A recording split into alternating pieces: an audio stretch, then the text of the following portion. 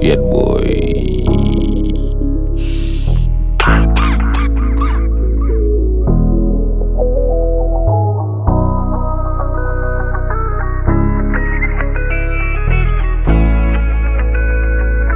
Gangster made it.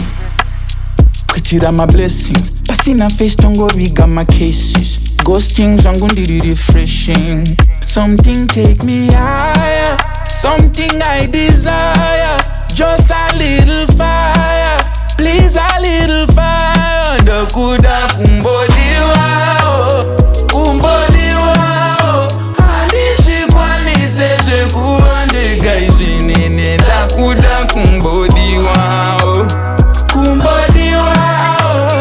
Rudo wakazama kunge gungwa nini. Ndakuda Kumbodiwa.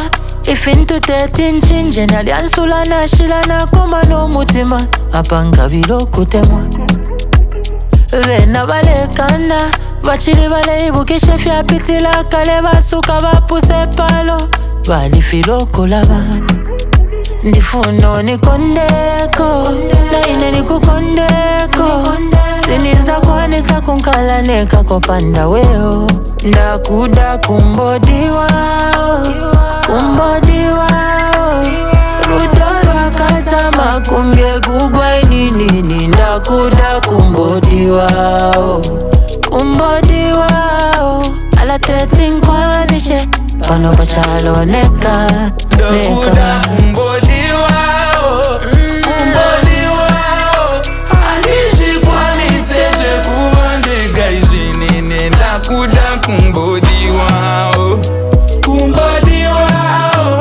Rudo wakazama kunge gungwa nini Ndakuda Kumbodiwa Kumbodiwa Zando fila Ndichi ita zando itwa Hey Kutaga love move nukutiza di Pakudaka solidarity na mesia Tichanzwane mapanga kuitesa wosia Asimoyo wacho uneka usiku Just longing for something, just one thing, with one thing, on one thing, build one thing, till one thing, make one fling.